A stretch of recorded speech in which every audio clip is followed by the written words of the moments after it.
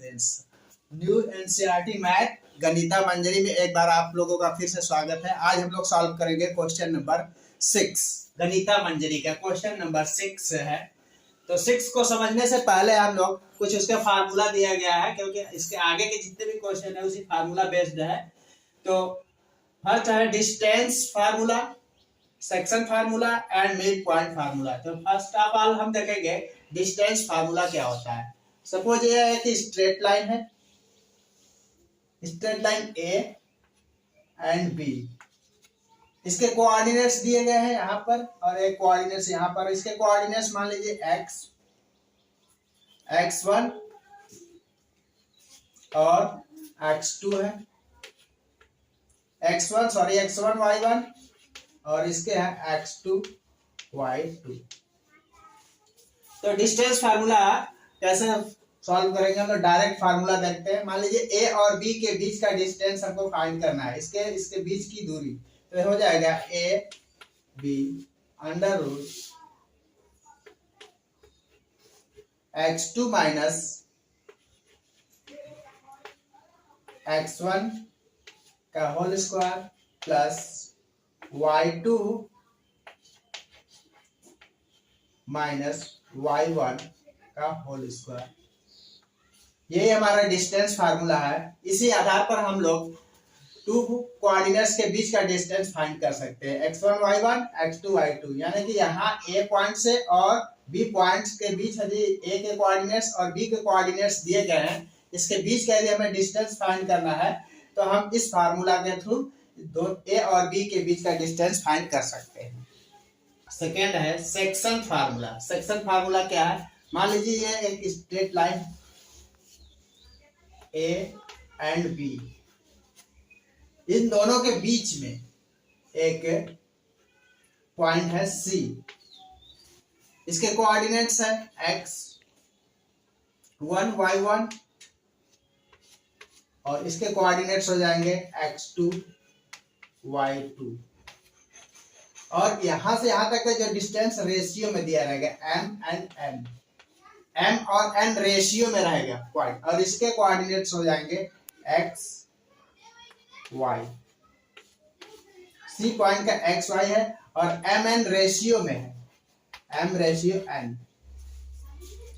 अब section formula में क्या होता है, हमको x एंड y की वैल्यू फाइंड करनी होती है कि x कितना हुआ है, y की वैल्यू क्या है। x और y की वैल्यू कैसे फाइंड करेंगे, x की वैल्यू फाइंड करने के लिए हम क्या करेंगे, यहां से यहां तक हमने बताया कि ये रेशियो में डिस्टेंस है, यहां से यहां तक का जो डिस्टेंस दिया रहेगा ये रेशियो में, और ये एकदम सेंटर में नहीं रहेगा। तो हम देखते हैं x कैसे फाइंड करेंगे। x इक्वल टू हो जाएगा x2 m into x2 plus n into x1 upon m plus n। उसी तरीके से y को फाइंड करने के लिए क्या करेंगे, y equal to m into y2 plus n into y1 upon m plus n।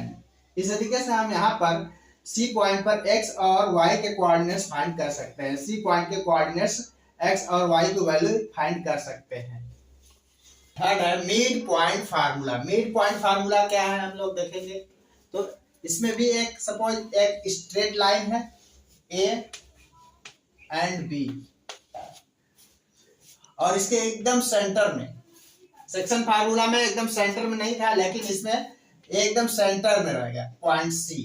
Suppose ये एकदम सेंटर में है, मान लीजिए यहाँ से यहाँ तक 1 है तो यहाँ से यहाँ तक भी 1 ही रहेगा, ठीक है। इसके कोऑर्डिनेट्स x1 y1 दिए हैं, a के कोऑर्डिनेट्स x1 y1 और b के कोऑर्डिनेट्स हो जाएंगे x2 y2 मान लीजिए है, और इसका x एंड y।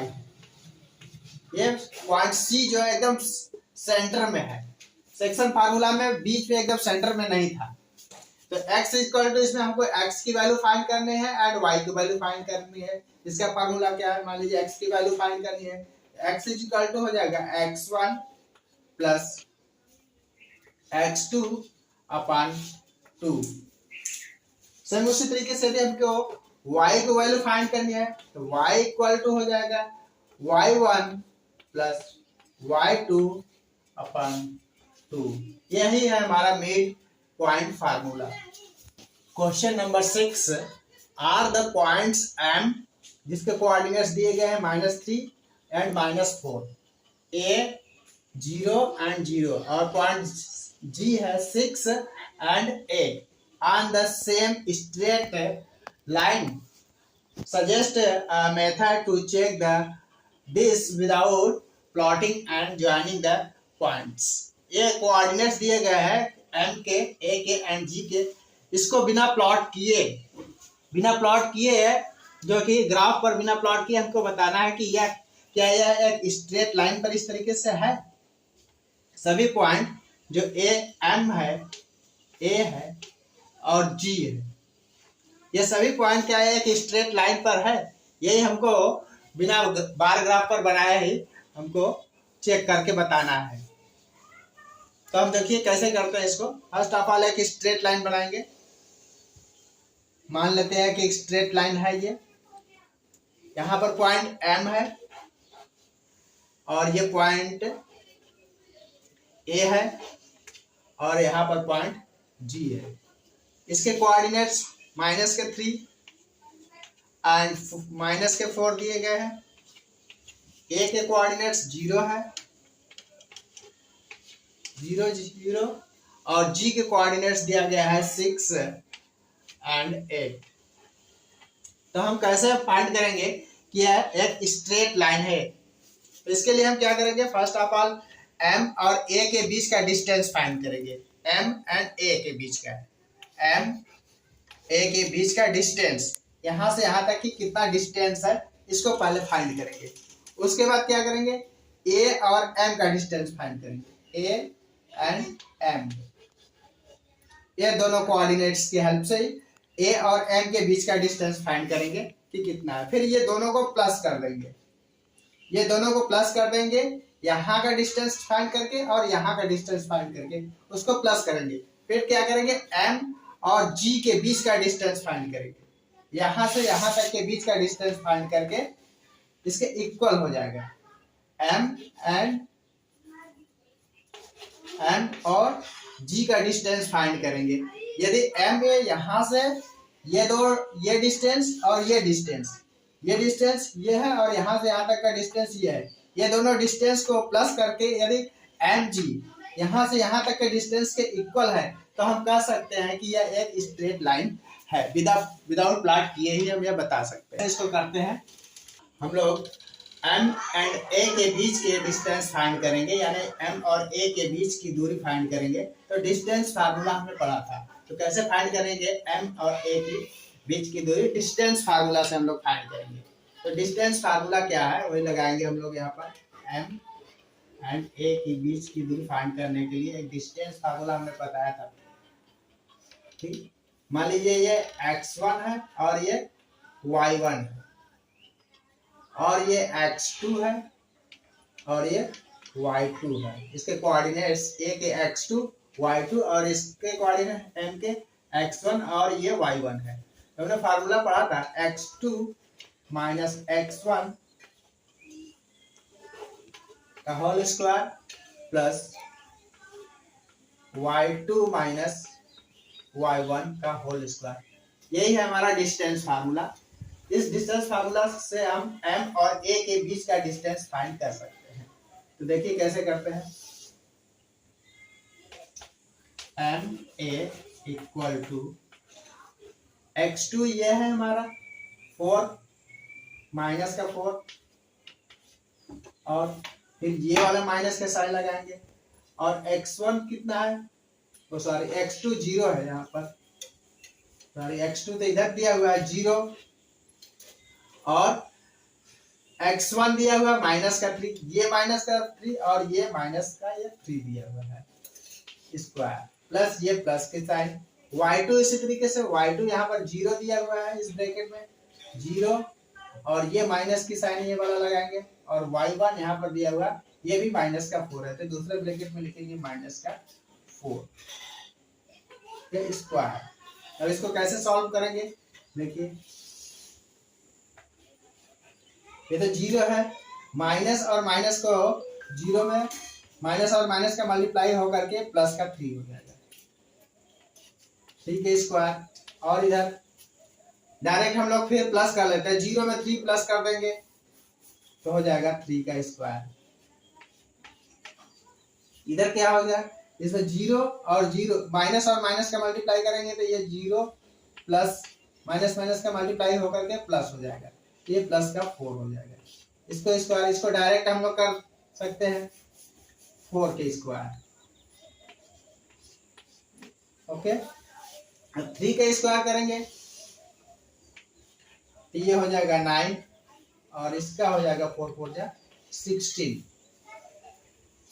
इधर एम ए चलता रहेगा, M A equal to M A equal to, अब इस दोनों को प्लस कर देंगे तो इसका हो जाएगा 25।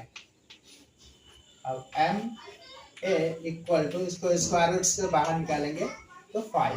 तो यहाँ से यहाँ तक हमने डिस्टेंस फाइंड कर लिया कि M A equal to 5 units.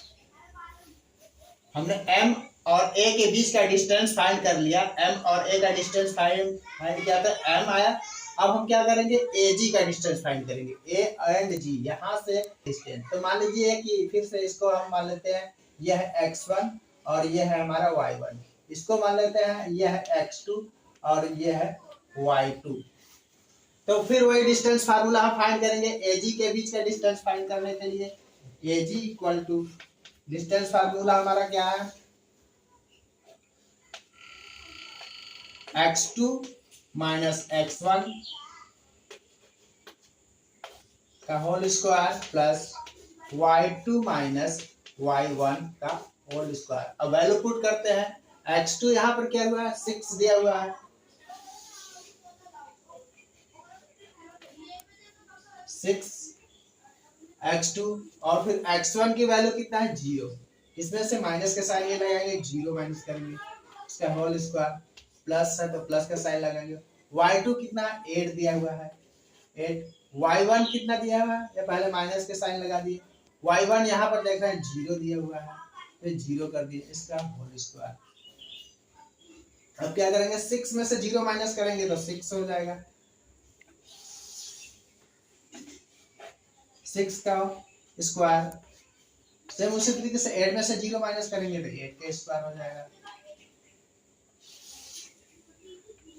6 6 जा 36 प्लस 8 8 जा 64। अब इसको सॉल्व प्लस करेंगे तो कितना आ जाएगा, 4 6 10, 10 के लिए 0 कैरी 1, 6 3 9 कैरी मिला करके कर देंगे 10। तो AG इक्वल टू हो जाएगा, इसको अंडर रूट से बाहर निकालेंगे तो 10 हो जाएगा। AG का डिस्टेंस हमने फाइंड कर लिया है 10 है, MA AG का डिस्टेंस हमने फाइंड किया, MA का 5 है और AG का 10 है। अब हम क्या करेंगे, M और G यहाँ से यहाँ तक का पूरा, यहाँ से यहाँ तक का पूरा डिस्टेंस फाइंड करेंगे, M एंड G वही डिस्टेंस फार्मूला से फाइंड करेंगे। तो अब हम मान लेते हैं ये x1 है और ये y1 है, और इसको मान लेते हैं ये x2 है और ये y2 है। तो देखिए कैसे फाइंड करते हैं, और डिस्टेंस फार्मूला फाइंड लगाएंगे, x2 माइनस x1 का whole square plus y2 minus y1 का होल स्क्वायर,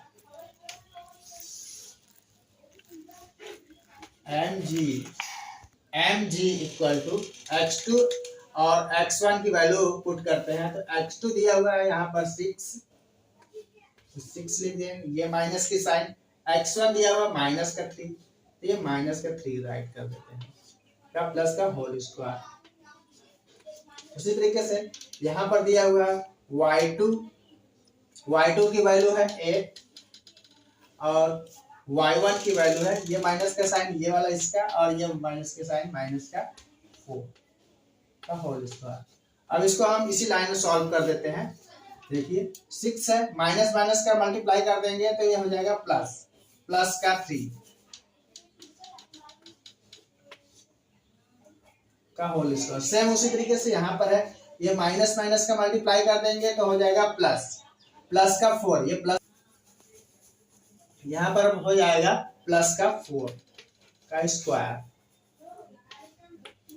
अब हम इसको प्लस करेंगे, 6 3 हो जाएगा 9 का स्क्वायर, इधर 8 4 12, 12 का whole square. mg equal to 9 9 जा 81 और इधर हो जाएगा 12 12 जा का स्क्वायर हो जाएगा 144।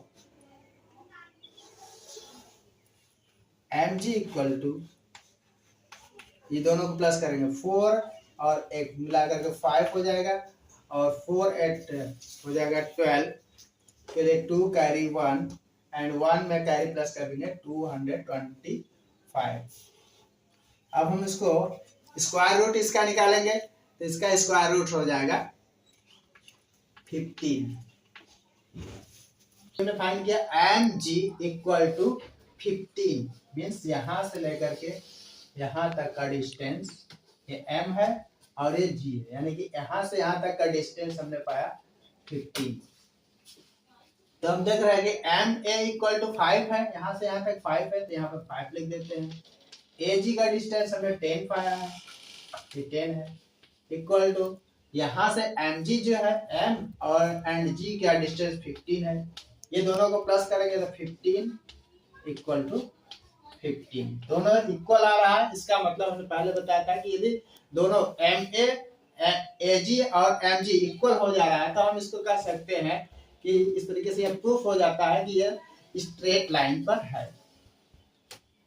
कहने का मतलब कि यह स्ट्रेट लाइन पर है, point M A and G जिसके कोऑर्डिनेट्स -3 -4 0 0 एक है और G के 6 और 8, यानी कि M A और G एक स्ट्रेट लाइन पर है। इस तरीके से यह प्रूफ हो जाता है कि यह स्ट्रेट लाइन पर, दोनों साइड का इक्वल आने के कारण हम अब यह कह सकते हैं कि यह एक स्ट्रेट लाइन पर है और बिना कार्टेशियन प्लेन पर प्लॉट किए ही इस तरीके से कहा जा सकता है डिस्टेंस फार्मूला के थ्रू बिना कार्टेशियन प्लेन पर प्लॉट किए ही हम कह सकते हैं कि यह एक स्ट्रेट लाइन होगा।